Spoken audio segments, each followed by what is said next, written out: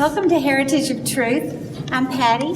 I have with me today Ginny Brant, and we have her book here today, Finding True Freedom, and the byline says, From the White House to the World.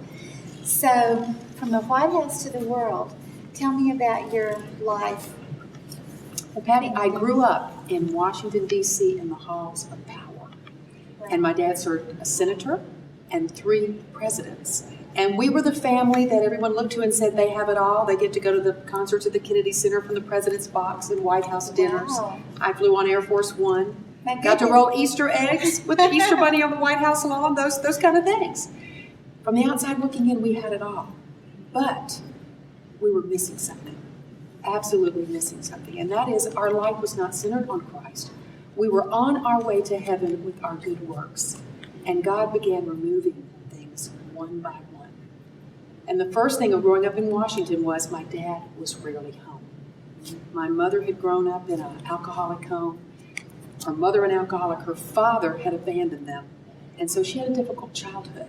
And when my dad was in Washington and never home, she felt abandoned by him. So at age 16, my whole world fell apart. We were, like I say, the family that everybody looked to, and then all of a sudden, my mother was in a severe depression. And then the Watergate trials came on top of that, because my dad was one of the president's men when Watergate went down. Oh, wow. So those were very, very difficult years. But you know what? God works through the tough times in our lives to develop character and to make us what He wants us to be. And how old were you when all of this? I was 16 when my mother fell into a depression. I was 16 when the Watergate happened. But this is the interesting thing. 6 months before all this happened, God was knocking on the door of my heart, bringing people into my life through Young Life to mentor me and to share the gospel with me. And I had given my life to Jesus. But isn't it amazing that God knew what was going to happen to my family? And here He is preparing me, the child in the family, to help the family through a crisis. Had He not done that, I don't know what would have happened. Wow, that is awesome. So it's a story of the grace of God. Story of the sovereignty of God. Yes. And how we can trust Him, no matter what. Wow. Because I began praying for my dad at age 16 and prayed for him for many years. And the book is really the story of what God did in my dad's life and the life of a family as I was a teenager praying. Wow, the power of prayer. Yes, ma'am. Well, what exactly inspired you to write this book? Well, after all I went through with the Watergate trials, Daddy almost going to prison, which the book tells you what happened, and my mother's depression and all the things that we went through.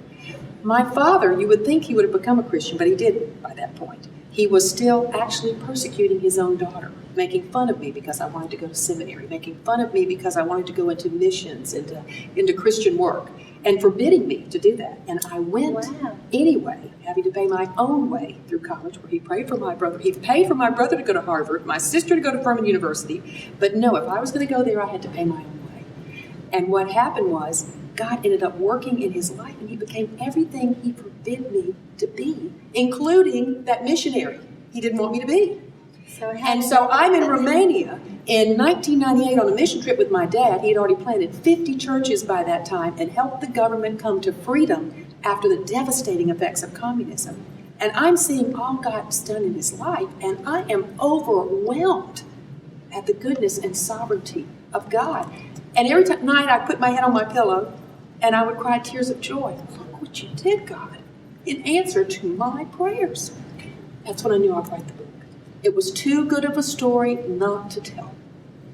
When I think of how many 16-year-olds are going through tough family times, who are feeling abandoned. Oh, yes. Alcoholic parents. Definitely. And then to hear your story that because of you, because of your prayers, because of your, I would imagine, dependence on the Lord and just I had nowhere to look but up, Patty. Nowhere to look but up. What advice could you give to other teenagers who find themselves in that situation now?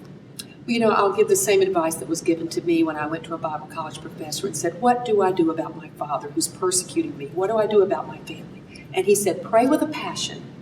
Live your life as a witness and pray that God would bring someone their age, their level into their life. Don't you try to manipulate and force. It never works. And I prayed for years and years and years, and there were many days I was absolutely discouraged, thinking, nothing's going to happen. God, are you answering my prayers? But you know what? The whole time God was working in my father's life.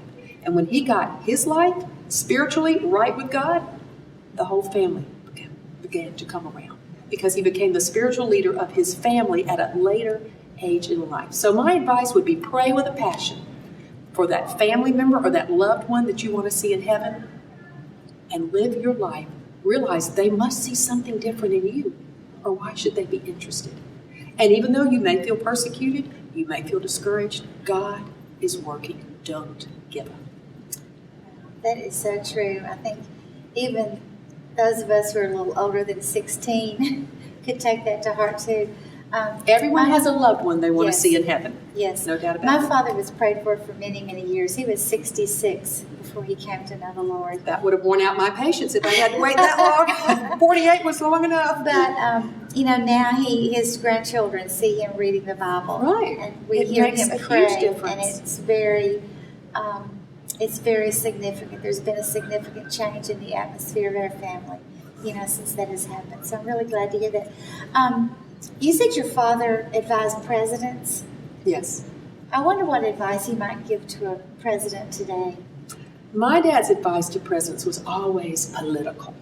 But today, if my father was giving advice, I know he would give the spiritual advice first, because he was transformed from a political strategist to a kingdom strategist, a man who knew the best of politics in man's ways to seeing things from God's perspective. I think he would say, look, this is not a time to remove the 10 Commandments, to remove everything about God from the public arena. This is a time to turn to God, ask his forgiveness, and beg for his help. Our country has more problems from within and from without than we have ever seen before.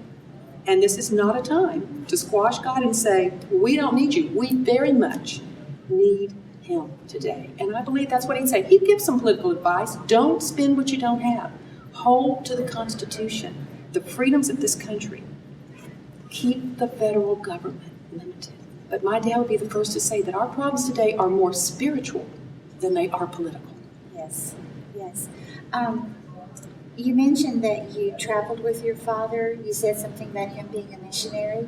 How did all of that happen? He ended up going to Romania after the communist walls came down with Episcopal evangelist John Guest.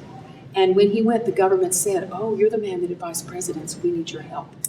And so the government said, we need your help coming to freedom. So he helped the government come to freedom, and he helped the underground church to plant on the surface, because they didn't have freedom overnight. Once communism was over, freedom for them didn't just come over. They didn't know how to come to freedom. So my dad spent 10 years helping that country. That was the love of his life, Romania. I think about the political scene around the country, around the world today, when countries try to overthrow their governments or things like that happen, and they want to be a free country. So that you're saying that's a process. It is a process. It doesn't just come overnight. The Romanians elected some of their former communist leaders, and communism kind of continued in a way. So it took a while for them to get on their feet, and they had no middle class. Communism completely ruined the middle class. Everyone was in poverty, except for the communist leaders. So it was they were in a very difficult situation when my father went there. And he was so burdened, he got down on one knee, Patty, and he said, I am so sorry for what has happened to your country, but I promise I will help you. Oh my goodness. He did. So it sounds like your father had a real change in so many ways. How do you think that?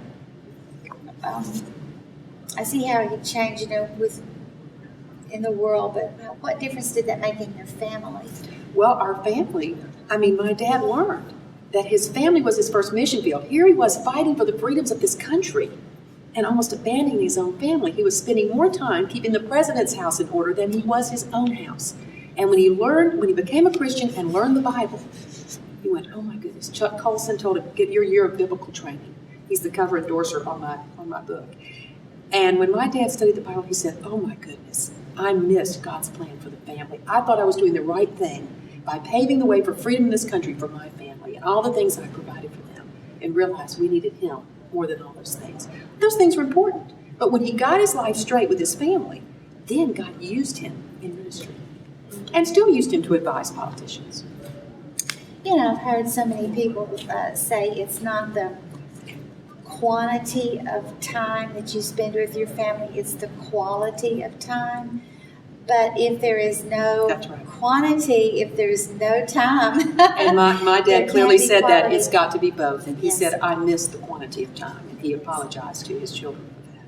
I think your story is going to be very, very inspirational and very encouraging to everyone who's able to pick up and read the book.